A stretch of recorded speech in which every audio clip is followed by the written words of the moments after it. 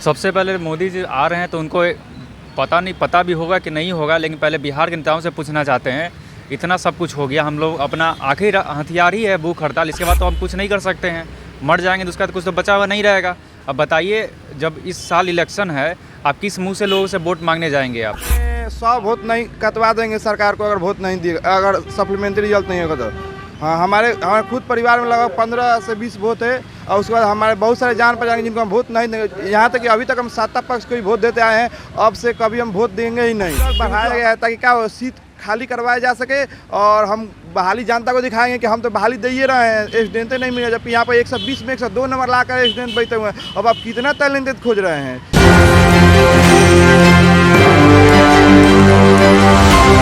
देखिए, हमारी उपस्थिति इस वक्त गर्दनीबाग धरना स्थल पर है।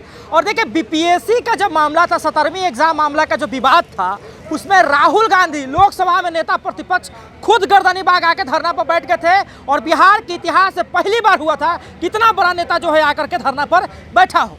अब बीपीएससी टीआरई 3 सप्लीमेंट्री की मांग को लेकर के आमरण अनशन चल रहा है। और कल 29 मई को जो है बिहार आ रहे हैं प्रधानमंत्री मोदी। और आज जो है बिहार की धरती पर है कांग्रेस के राष्ट्रीय प्रवक्ता सुप्रिया सिन्हा। हम छात्रों से बात करेंगे कि किन से उम्मीद है। मोदी जी बिहार आ रहे हैं, क्या कहिएगा, उम्मीदें हैं क्या? कुछ उम्मीद मोदी जी पर तो है, लेकिन यहाँ आ जाए, हम लोग का काम हो जाएगा तभी किसी पर अब उम्मीद करेंगे, क्योंकि नेता पर अब जो है ना हम लोग भरोसा उठ गया। बिल्कुल अब हो गया। क्यों न भरोसा उठे? शिक्षा मंत्री 25 मार्च को बोले थे कि हम 5 बजे लेटर जारी कर देंगे, चाहे नीरज कुमार हो, नवल किशोर सर है, बहुत अच्छे हैं, मानते हैं बहुत अच्छे हैं, लेकिन वो बार बार बोलते हैं कि रिजल्ट आ रहा है। अब 4.0 आ जाएगा तब हम लोग क्या करेंगे? पेपर में भी दे दिया है, हर जगह से खबर आ रहा है कि 4.0 अगस्त में एग्ज़ाम 10 अगस्त से पहले हो जाएगा। तो हम लोग क्या करेंगे सर? आप यदि हम लोग को इतना आवाज़ उठा रहे हैं तो आप गर्दनीबाग में फिजिकली तरीक़ा से आइए, हम लोग का सपोर्ट कीजिए सर। अब गर्दनीबाग में आइए, सपोर्ट करिए। मोदी जी बिहार आ रहे हैं, कल लगातार आप लोग का आमरण अनशन चल रहा है। सबसे पहले मोदी जी आ रहे हैं तो उनको पता भी होगा कि नहीं होगा, लेकिन पहले बिहार के नेताओं से पूछना चाहते हैं। इतना सब कुछ हो गया, हम लोग अपना आखिरी हथियार ही है भूख हड़ताल, इसके बाद तो हम कुछ नहीं कर सकते हैं। मर जाएंगे तो उसका तो कुछ तो बचा हुआ नहीं रहेगा।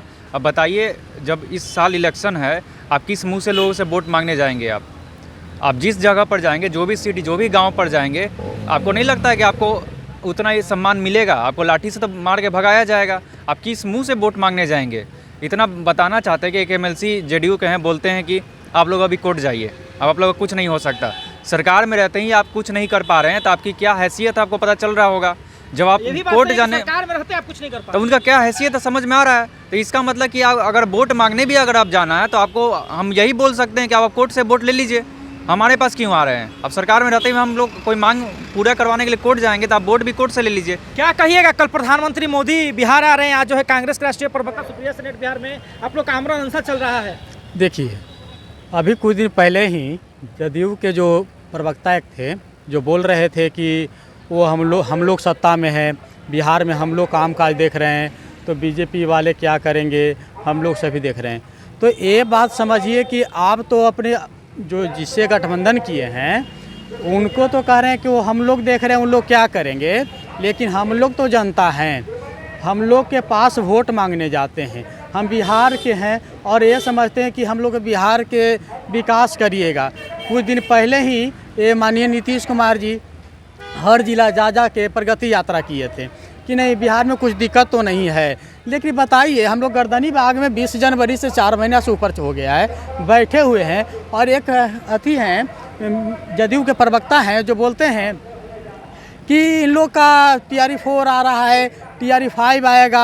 अच्छा, टीआरई 4 आ रहा है। अब ये बात बताइए कि जब हमारे गांव में आप जाइएगा वोट मांगने, तो हम आपको यही ना बताएंगे कि टीआरई 1 निकालें, टीआरई 2 निकालें, तो टीआरई 1 में कितना सीटें भरें। आप तो वहाँ जाके बढ़ाइए ना करिएगा कि हम इतना बहाली दिए हैं, इतना बहाली दिए टीआरई 1 में, 2 में, 3 में। तो हम तो आपको यही ना कहेंगे कि टीआरई 1 में कितना बहाली दिए, कितना के ज्वाइनिंग कराएं, टीआरई 2 में कितना के बहाली दिए, कितना ज्वाइनिंग कराएं, टीआरई 3 में आपको नोटिफिकेशन में साफ साफ लिखा हुआ है कि एक स्टूडेंट को एक जगह रिजल्ट दिया है, और उसी के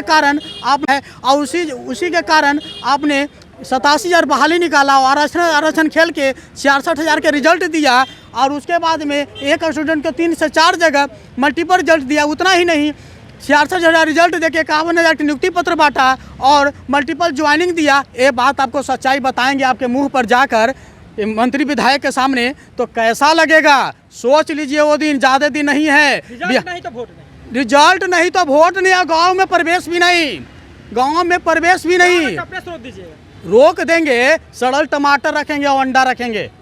बहुत दुख रिजल्ट जन नहीं तो बड़ी दिक्कत, बहुत दिक्कत रिजल्ट है। नहीं तो बड़ी दिक्कत। हाँ, रिजल्ट नहीं तो हम तो लगभग में 100 वोट नहीं कटवा देंगे सरकार को, अगर वोट नहीं दिए, अगर सप्लीमेंट्री रिजल्ट नहीं होगा तो।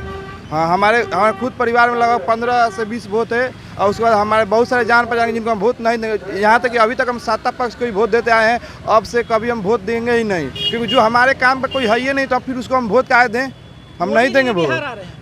अरे वो सब मतलब फर्जीवाड़ा करवाने के लिए फर्जी आदमी से मिल कर आएंगे या फर्जीवाड़ा करवाएंगे। जैसे कि अभी एग्जाम में हो रहा है 87,000 बहाली, जनता को दिखाया जा रहा है कि मैं बहुत ज़्यादा बहाली दे रहा हूँ और हकीकत में हम स्टूडेंट के मिल के तरह 40 से 42,000 ज्वाइनिंग मिले। यहाँ कतब के बराबर लोग मार्क्स ला कर बैठे हुए हैं, यहाँ कतब से 1-2 नंबर कम मार्क्स ला कर बैठे। अगर यही सरकार अगर फुल सीट पर रिजल्ट देती है, अगर फुल सीट पर ज्वाइनिंग करवाएगी, हर कैटेगरी में 4 से 5 नंबर कतब कम ही रहता। लेकिन सरकार के जो इतना घटिया नियम बनाई है, जिस वजह से क्या किया जा रहा है कि कतब जानबूझकर बढ़ाया गया है ताकि क्या हो, सीट खाली करवाया जा सके और हम बहाली जनता को दिखाएंगे कि हम तो बहाली दे ही रहे हैं, स्टूडेंटें नहीं मिले। जबकि यहाँ पर 120 में 102 नंबर ला कर स्टूडेंट बैठे हुए हैं। अब आप कितना टैलेंटेड खोज रहे हैं? इससे भी ज़्यादा टैलेंटेड है क्या? अब कितना टैलेंट चाहिए? चलिए, तो अभी आपने बाकायदा सभी छात्रों को सुना। देखिए, सवाल इस बात के है कि सरकार जो है बिहार में एनडीए की, एनडीए में जनता दल यूनाइटेड, भाजपा, आरएलएम, लोक जनशक्ति पार्टी रामविलास और हिंदुस्तानी आवाम मोर्चा यानी कि जीतन मांझी की पार्टी गठबंधन की सरकार है। लगातार बीपीएससी टीआरई के अलग अलग माध्यमों से जो है शिक्षक अभ्यर्थियों को नौकरी दी जाती है। अब ये लोग जो है इस बात पर अड़े हुए हैं कि सप्लीमेंट्री रिजल्ट दीजिए। देखिए, सप्लीमेंट्री रिजल्ट की मांग इसलिए है क्योंकि बीपीएससी आयोग पहले ही कह चुका है कि शिक्षा मंत्री या शिक्षा विभाग की तरफ से अगर कोई पत्र आता है लिखित में तो हम सप्लीमेंट्री रिजल्ट देने को तैयार है। इनका कहना है कि अगर 1 से 5, 1 से 8 या 9, 10 में एक व्यक्ति का अलग अलग जगह रिजल्ट हो गया है तो वो नौकरी तो एक ही जगह करेगा, तो उसकी जो सीटें बचती है तो उसमें से जो है इन लोगों को सप्लीमेंट्री रिजल्ट दिया जाए, ताकि वो लोग जो टाई ब्रेकर में फंसे हुए हैं, यानी कि एक ही जैसा जो है उनका मार्क्स है और वो कैटेगरी के वजह से या फिर एज के वजह से आगे पीछे हो गया है, जो लोग फंसे हुए हैं या फिर थोड़ा सा कम मार्क्स है, उन लोगों को सप्लीमेंट्री दिया जाए। हमारे इन सीटों को जो है बीपीएससी टीआरई 4 की तरफ से ना ढकेला जाए। और तमाम तरीके चीज़ें इन्होंने स्पष्ट तरीके से कह दिया है कि सप्लीमेंट्री रिजल्ट यानी कि अनुपूरक परिणाम नहीं तो वोट नहीं। आप क्या समझते हैं? अपनी प्रतिक्रिया में कमेंट बॉक्स में जरूर दें। फिलहाल का धन्यवाद। आप एक न्यूज़ 24 देखिए।